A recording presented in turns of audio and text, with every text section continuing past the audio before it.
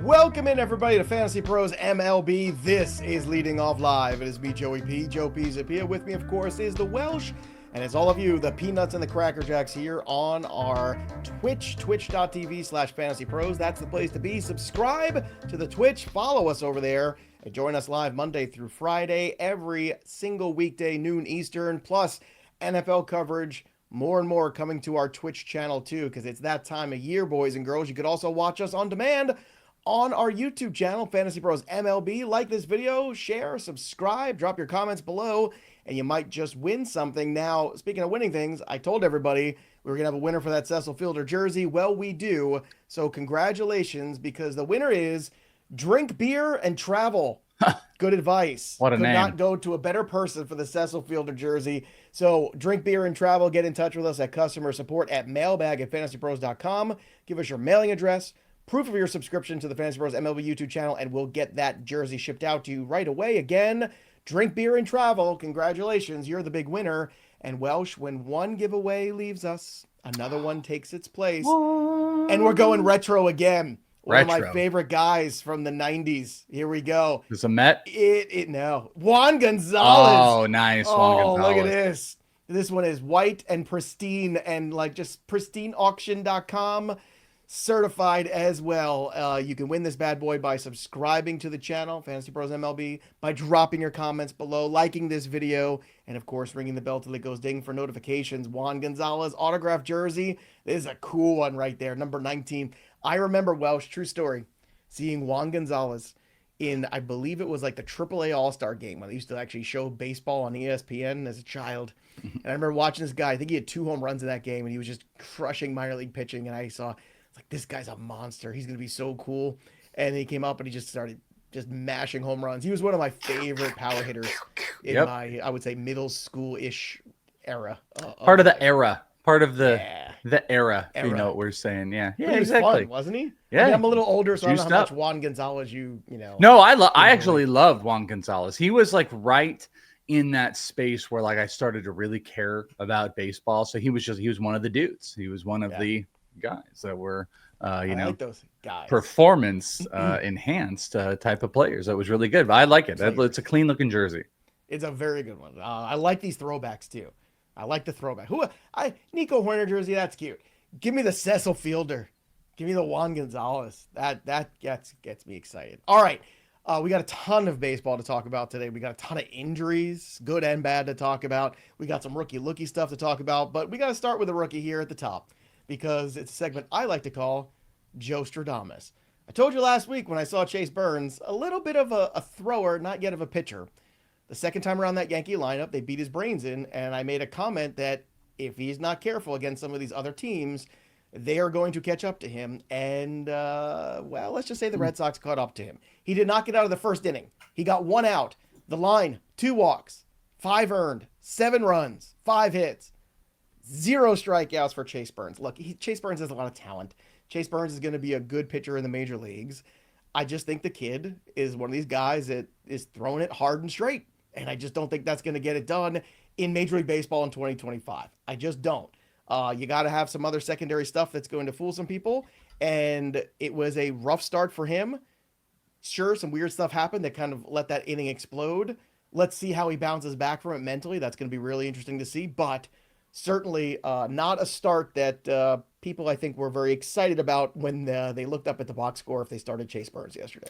Yeah, I'm not going to play Nostradamus on this one quite yet. I do agree with one definite thing is like some of these guys, some of these young guys, Brandon Pfaadt had it. I'm forgetting who the other person was just looking at this yesterday, but Chase Burns is going to have to figure out how to get lefties at the major league level out in a really good way because he threw 7 versus righties. It was like 50% fastball, 50% slider. Didn't actually throw changeups. He was 70% fastball against lefties, and then it was like 20% slider, 10% changeup. So you're going to have that pitch mix change, get a 4th pitch in there. You're going to have to learn how to get lefties out. So there's that. But also, I don't know if you saw this, but he was tipping pitches.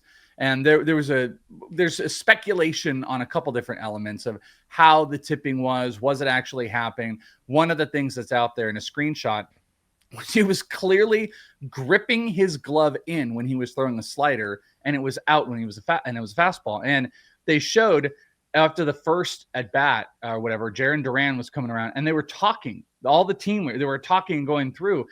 It's a little speculative, but it seems like we saw it on camera that the team caught on really quick. Maybe they found this in his first start, that they figured out a way for tipping, and he is kind of a primary fastball slider guy. So I still don't disagree that he's like a thrower. I think he's a big stuff guy. He showed off that big stuff. But if they know the fastball and slider's coming and he's not throwing a slider to lefties, those are going to be problems. Those are going to be big problems. You're going to have a bad time. You're going to have a bad time. If you pizza when you're supposed to French fry, you're going to have a bad time. Yeah, and he was French frying when you were supposed to pizza, and you're going to have a bad time for Chase Burns, my friend. So hard yesterday. The what? He got French fried hard yesterday. He got hard. Yeah, and people say, well, you should have had that double play. Look, man, that's going to happen. It's baseball. Errors are going to happen in the field. You got to rebound. You got to get out of the first inning as a starting pitcher in the major leagues. You can't let that, implode.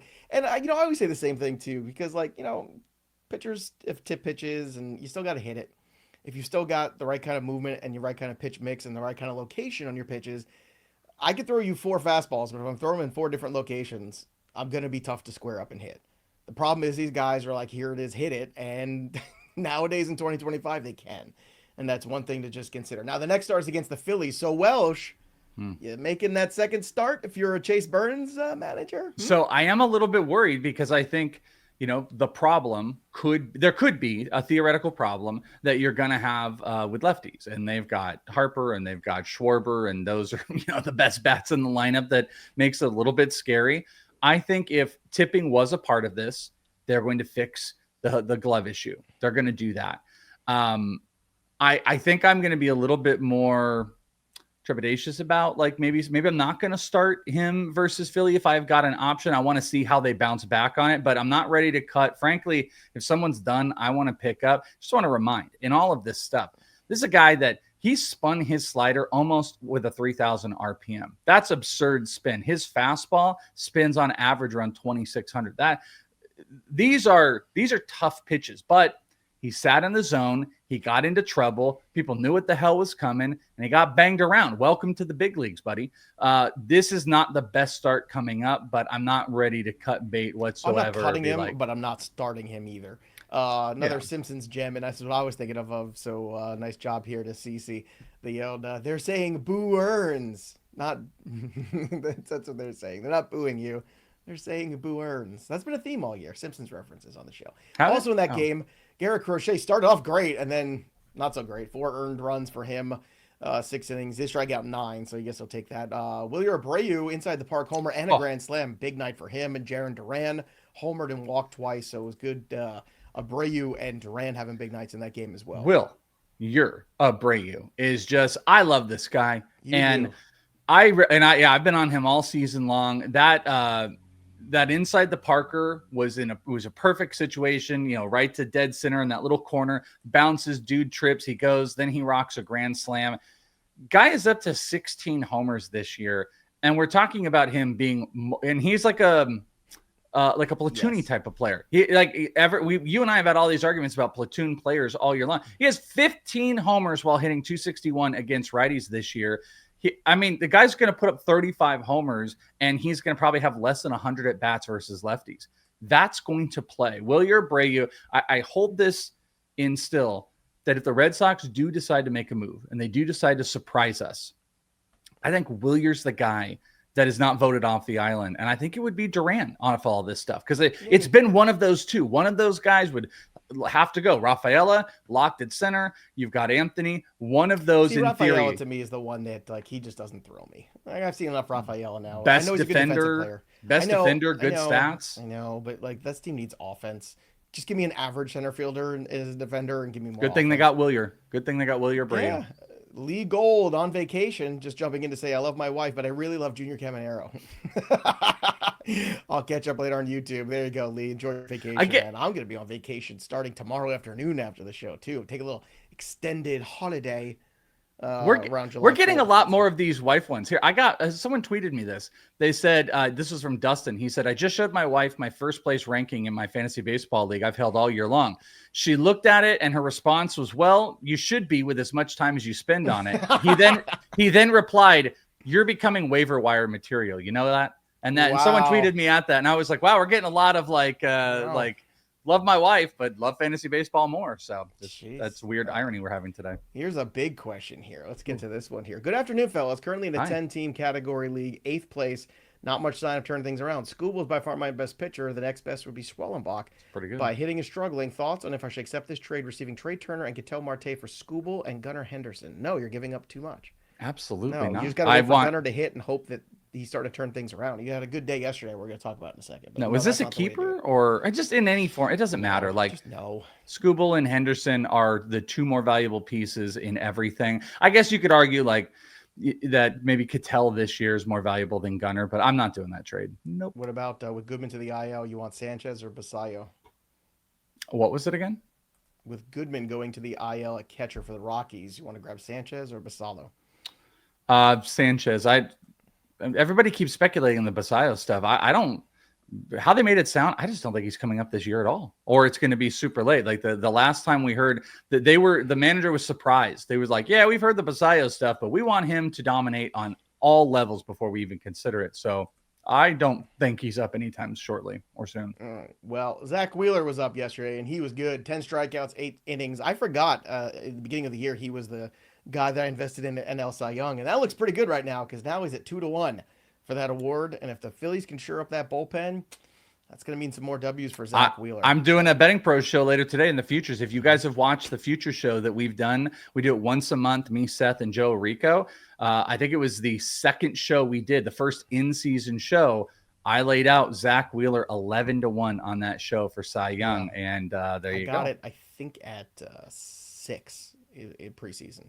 I think it was at 6-1. So it's going to make a couple $100 for me. That's all I know. Let's go. Logan Webb was also in contention for that award. Struck out 7, but got no decision. He got one mistake, really, that kind of cost him that W yesterday. Max Scherzer found himself against the Yankees. 2 runs, 5 innings, struck out 7. What'd you think of the performance from Mad Max yesterday, huh? All right, Max. Getting up for the Yankees. Yeah, I was kind of going through the Savant stuff, too, to just see, like, what stood out. Vila was up like a tiny bit. He wasn't really getting whiffs. His cutter, he's throwing a cutter that got the whiffs. There was nothing really else. He was kind of sitting around. It's just one of those starts, I think, just worked well.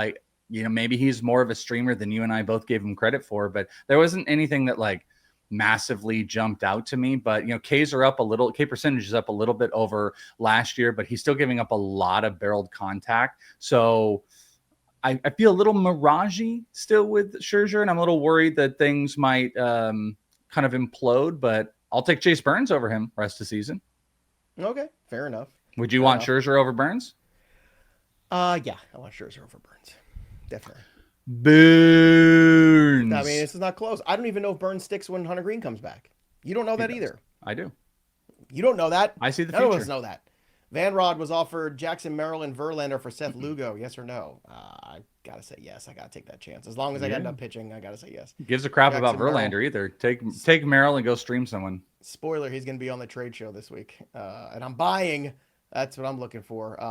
Also, yesterday, Trevor Rogers, 5 1/3 innings, 2 runs, no decision versus the Rangers. Trevor Rogers has pitched well for the Orioles in a awful season for the Orioles. Trevor Rogers has been one of the recent bright spots. And this was a pitcher that I always liked in Miami. I always thought, I saw some glimpses. Like, if this tall lefty can figure it out, can get it together, I think he could be a good major league pitcher.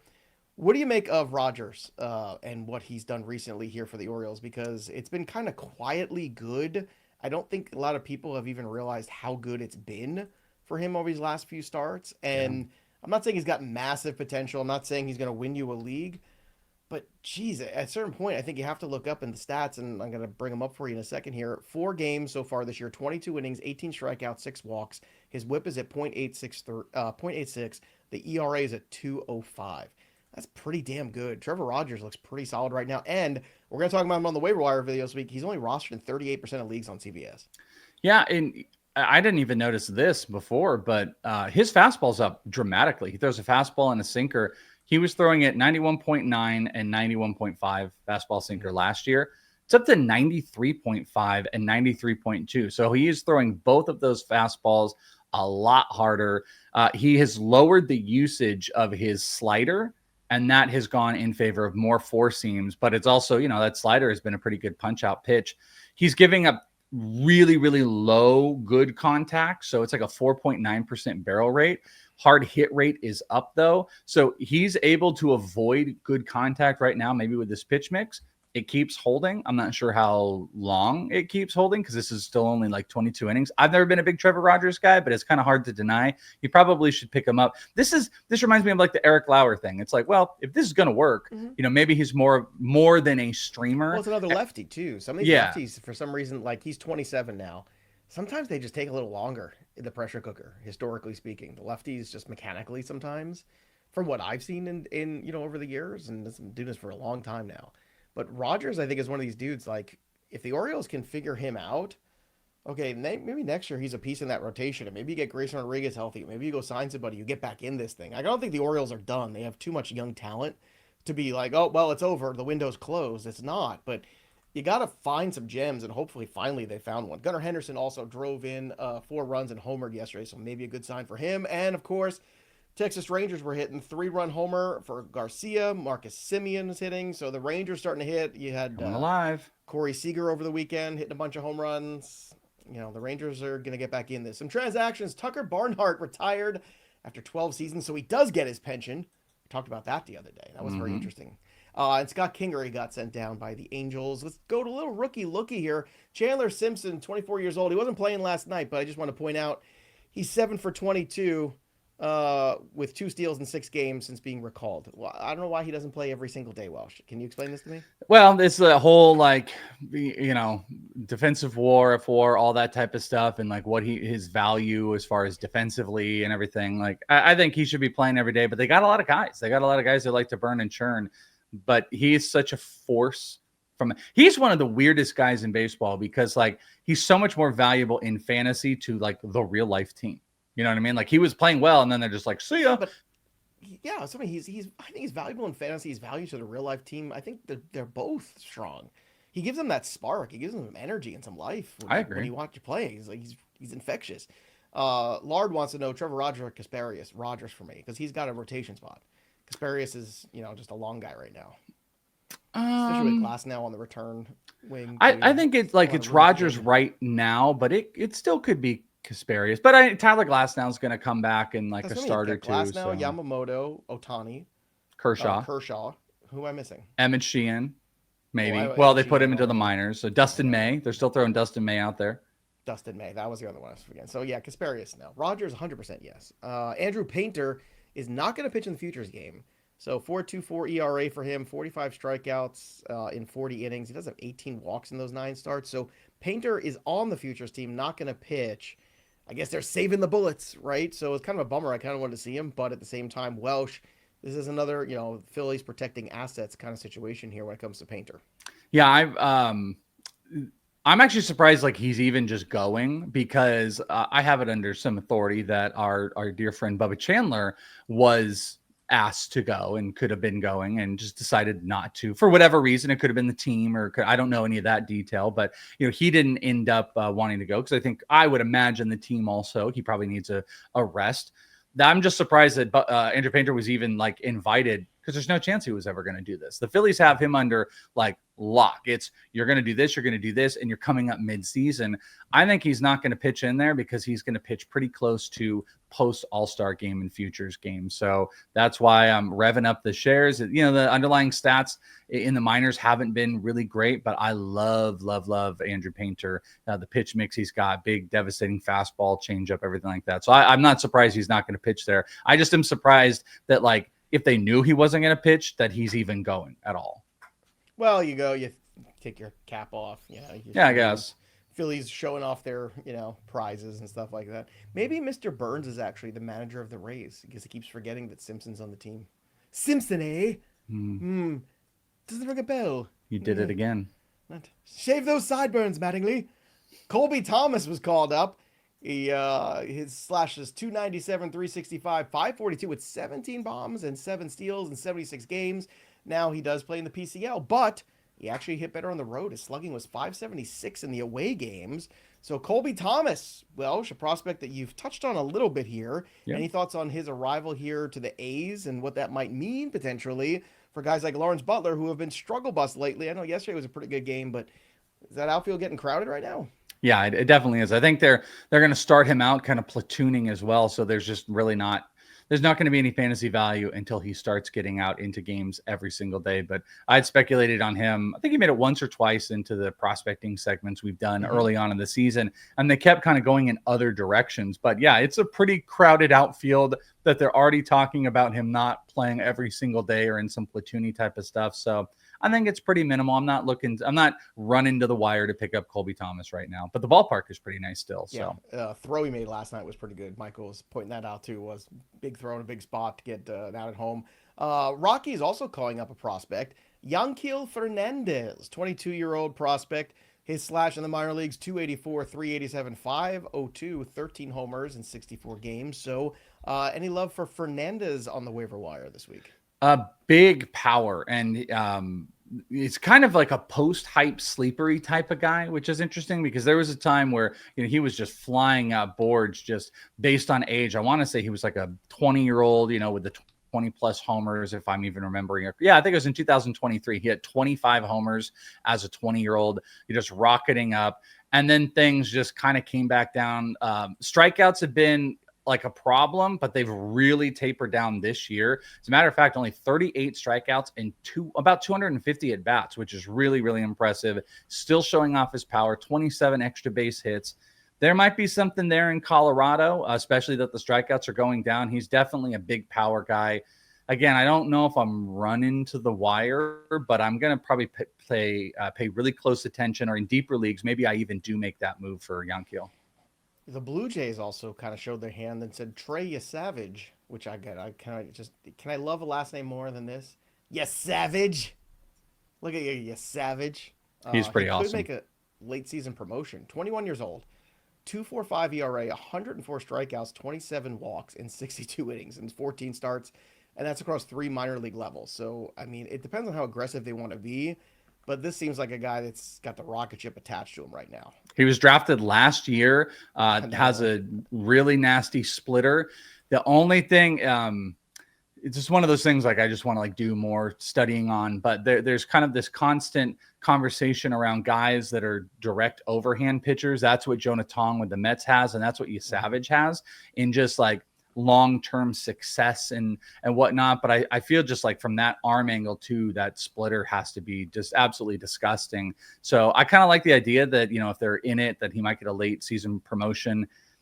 I don't know if I'm not speculating right now because they're just purely speculating that he could be up. It could be in some type of relief role, but this is definitely Savage is going to be someone to pay attention to next year. Has had a phenomenal minor league season, and I'm a big fan of his. He's moved up my ranks. He's a firm top 100 prospect in my prospect ranks.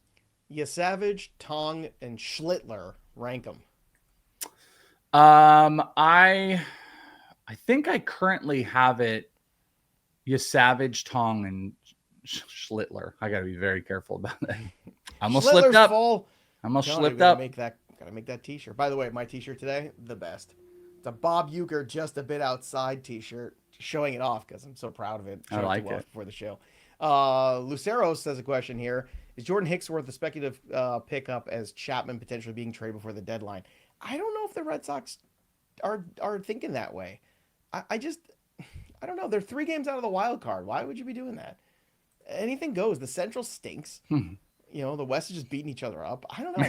They just traded Rafael Devers, and we're like, why would they trade a guy when they're so close? Well, but I mean, the Devers thing was different. The Devers thing to me, that was just we don't want you here anymore. And they are getting Bregman back too after the break. We'll talk about that more, later. But just I don't know. I just don't. I agree. The I Red Sox don't. would have to tank for that to happen. I think they would have to like really tank over the next couple. And also, I think Whitlock might be the guy that they would go to. Like Yeah, it's not Hicks necessarily either. Hicks has been stretched out before. Like they could, there's a multitude of things they can do. Could he get saves? Yes, it's a definite possibility. But I would speculate more on Whitlock for saves if they were to do that than I would Hicks. Fun fact time. Cal Raleigh hit his solo home run yesterday. He is tied for the third most home runs, 33 all time before July 1st. Barry Bonds had 39. Mark McGwire had 37. Sosa, Griffey, Cal Raleigh, 33 Welsh. That's kind of some rarefied air, isn't it? It's crazy. And that's it's a testament to like we can play the game where we're like, oh, things are gonna come back down, da da da. Sometimes it just doesn't. Like he's taken a next level. And this is a guy that was hitting, it's like, oh, he's really good. It's like 230. And then it's clicked to a completely another level. It has not stopped. Mm-hmm. Trading him early really would not have paid off. And he is the biggest discrepancy of a singular player to the next player at their position in fantasy that I can remember. I mean, if someone else can think of a discrepancy of this guy to the next tier at first or second or starting pitcher in the last whatever, I don't know. Maybe it was like an Erick Gagne won the MVP as far as like a closer to the next closer. I just don't think there has been a bigger gap positionally between number one and number two in our time of play. It probably is. I'm just not thinking of it. But like legitimately think, was there a closer that was so much better than the next guy at the level of Raleigh? Tough one too. I'm trying to think like second base or something like that, or even catcher. Like Sal Perez the year he had 48. What was that year? Was that 2018? Well, how was the next guy? No, not 2018. What year did he hit the 40 plus bombs? No idea. 21. The next guy was Mike Zunino at 33, but Mike Zunino was also in 216. And then the next guy after that was 25. Okay, that's a big one. So 2021. So it's been about 5 years. Yeah, I mean, Ketel Marte is kind of an interesting one, except like Mookie Betts qualifies at second in some spots. If you're talking this year, there is a pretty big gap, but I still like, we haven't reached it. We haven't found, I would love to find has there ever even been a gap of that big? Because it tends to happen at catcher more than most positions. Yeah, because it's like tight end we've talked about.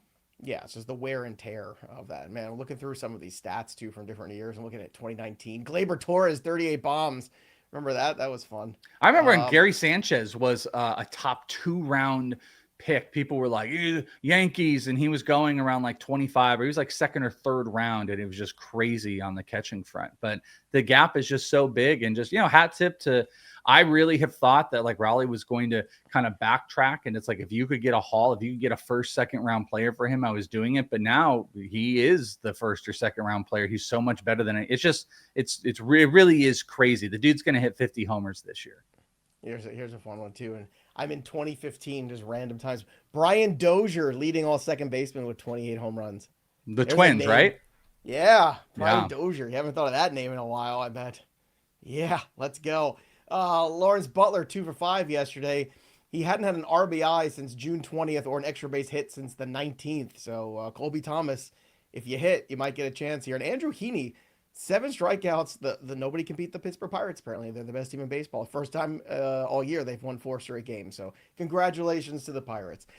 3 up and 3 down. Suarez, Eugenio, home run for him. George Kirby, 5 strikeouts, picking up a win against the Royals. Randy Arozarena, homer not once, but twice, and drove in 4 yesterday in that same game. The downs, Michael Wacha, charged for 5 runs in 5 innings. Jacob Lopez, Cinderella.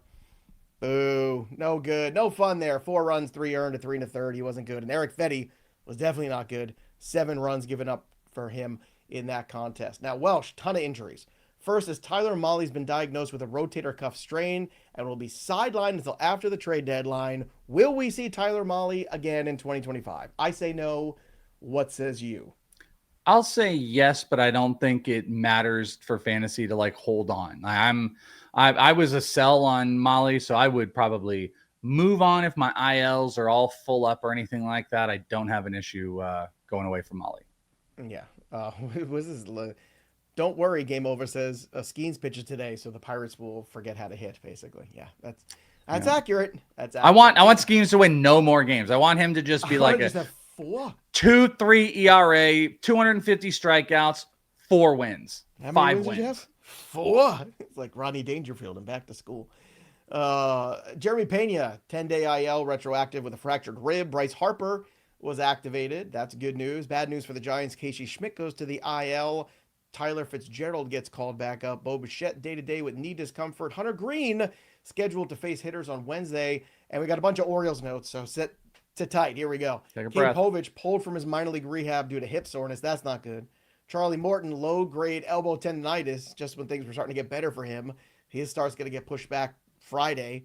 And then Zach Eflin goes to the IL and Brandon Young gets called up. Zach Eflin, lower back discomfort. So they're trying to trade him, and that looks like it's going to get more and more difficult to do. So the Orioles are just an absolute mess right now. Nothing? Bad. Nothing else? bad. That's all? Okay. All right. Yeah, Matt bad. Chapman took batting practice Monday. Trent Grisham was removed from hamstring tightness. Wyatt Langford could be activated Saturday. Yay. Luis Heel. Are you excited about Wyatt Langford anymore as the Blues come off the Rose? No, I think he's just excited missed. anymore. I think it's just like 2 different stints of him being hurt, but he's annoyed. I'm more annoyed than excited about him at this point. Well, their season has been annoying, but he 13 homers, 11 stolen bases, and like 250 at bats, pacing out 25 plus. The batting average is not locked in this year. So I'm still excited, but maybe what you were referring to is like we've chopped a little bit off the top where we're just like, goo eyes. We're like, oh my gosh, Wyatt Langford can do no harm. I think that's kind of happening with like Jackson Merrill, Jarren Durran, all those guys in that same little grouping where we're like, we got to have all of them. Like James Wood moved past all of them into a new tier, and all those guys have kind of had those little sophomore slumps. Are you higher on Heel or Bieber when they return? Heel, because Heel looks like he's set to have a rehab start, I think, next to you. And He's Bieber is facing still hitters on Tuesday today and live batting practice session. So not really. Yeah, I'll say Heel because Bieber already got re-hurt and he's gonna throw, I think, and maybe restart a rehab thing. I don't feel great about that. I feel Yankees better also about have Heel. Issues with Austin Wells, who's got a circulation issue in his fingers in his left hand. That's not good. And he has not been good recently, too. Last month has been very bad for Austin Wells, unfortunately. Jake Berger, with an oblique, is going to begin a minor league rehab assignment today. And Anthony Santander, who suffered a left shoulder subluxation in May, is being reevaluated this week. So we'll see how that goes. Alex Bregman also will be reevaluated this week. Corbin Carroll is taking dry swings on Tuesday. Talk to me when he's got wet swings. Give me the what I wet say. swings. Yeah. The dry swings, gross. Do you like the dry wings? I do like the dry wings on occasion, like just the rub. You like the rub on the dry wings? No, I mean we have a dry heat. It's a big dry heat here. Right. Everyone's like, "Oh, it's not as bad because it's not humid." It's like, okay. I just like wings. Sauce the wings, the dry rub wings, especially if they're good. Like the band wings. No, I don't like the band. I'm not a big. Okay, so you don't like all wings. No, I don't. Is that Drop Paul your McCartney? comments below. Do we like the dry rub? Or better yet, let's put a poll. Dry rub wings. I can't even say it. Dry rub wings. Do you like them? Do you not? Yes or no? Put the poll up. Let's see. Let's see what the people say. All right, it's time, everybody, for the best bets Of the day. with Joey P and the Welsh. I'm going to attack the Mets. Why? Because Clay Holmes at 88 innings, and last 2 years he threw 63, so I think he's getting tired. I think Freddie Peralta is going to stick the Mets with another L. So give me the money line Milwaukee Brewers today, plus money, plus 106. Didier Fuentes is back again in the ATL. That's good news for the Angels. Plus 136 on their money line, too. Yes, please. Let's go. And then the Texas Rangers run line again, minus 1.5, plus 112. Jacob deGrom against the Baltimore Orioles, who stink. Last time we saw them against the Orioles, they barely eked out 1 hit. So I know it's the second start in the week, whatever. I don't care. Give me Jacob deGrom on the run line, minus 1.5, plus money. Welsh, what do you have for the people? We're going against Zach Gallen, as one does. We are going over 2.5 runs. So he's going to give up 3 runs or more, which, by the way, he has done in 4 straight starts. He's been cooked. I'm out. No Zach Gallen. Over 2.5 runs today at minus 105 at home. Give me the New York Yankees on the first 5 run line. So for them to be up by a singular run at least through the first 5, that's I think it's actually minus money, not plus. I think it's minus 125. But the Tampa Bay run line is plus money, plus 125. That is to be up by 2 runs or more. So got a little full game run line, little 5-inning run line, and Zach Gallen to give up a bunch of runs. Boom. There you go. There you have it, everybody. Make sure you place your first bet over on FanDuel at fantasypros.com/leading off. That's the place where you bet $5 and you win. You get $250 in bonus bets only at fantasypros.com/leading off, and use the Betting Pros app. Download it right now. Use the promo code leading off. You get 7 free days of the premium product. That's right. Bet smarter, not harder. Get it at the Apple Store, the Google Play Store, the General Store. You can get it anywhere. Betting Pros app. Download it. Be smart. Make good bets. All right, it's time for the home run board. Let's see what we got here. We got Wonky Penguin at 29. And now that we got a Sosa jersey at the end, and we've got a Juan Gonzalez jersey at the beginning, God, makes me so happy. Bring back all the steroids. Bring them all back. I want them all back. Screw your records. Entertain me. I am the Roman Emperor. I want entertainment. I am not on this list. Welsh is not on this list. 25 is the number. We're still not there. Schwarber, unfortunately, did not help us yesterday. But perhaps today, Junior Caminero can help me at plus 320. That's where I'm looking for. Junior Caminero hit one yesterday. He is locked in, man. That's my dude. Very excited about him. Where are you going for your home run call? Well, the Giants are going up against Zach Gallen. So let's take a Giant. That's a good one. Let's take Rafael Devers up against Zach Gallen. Let's get a bomb. Let's get a big bomb by Rafael Eugenio Devers. Maybe 2-1. I'll get a homer, and Devers will get maybe a 3-run shot off of Gallen, and it gets me rocking. Ghost Spork, I think, hit the nail on the head here in the comments. Dry rub wings can be great, but also have a high margin for error. That is true. That is true. A mediocre wing with a really good sauce can be very good still. I'm a flats person more than the drums. I don't know if do you have a preference? What are flats? You know, the ones that are flat as the drumsticks, or the ones that have like a drumstick, like it's like long with the little chubby piece at the end. Yeah, nuggets. Give me nuggets. Nuggets. Nug guy. Nugget. I mean, I like the chicken nuggies. I'm not gonna lie. What's the results of the poll? That's what I want to know. I want to know the results of the poll. Boneless wings are just nuggets. Change my mind. Yeah. No, and I don't do the dino nuggets too. No, that's gross. I'll do dino nug all day. No. They're disgusting and weird, and a whole thing is why? Because it's shaped like a dinosaur? No, I don't know. We need to end this poll. That's the thing. I don't want to end the show without having this. I need the answer to this. 73% on yes for the dry rub. That's my people showing up here. I love the peanuts and the Cracker Jacks. We'll be back tomorrow. Subscribe to the YouTube channel. Help us get to 30,000. That'll do it for us. But the story of the game goes on for the Welsh. I'm Joey P. We'll see you next time, kids. You know what would be amazing? If Chandler Simpson hit a homer off of Chase Burns. Simpson, eh? Doesn't ring a bell. I heard they killed Marge. Did you hear that? No, didn't the baby kill a bunch of people? And the one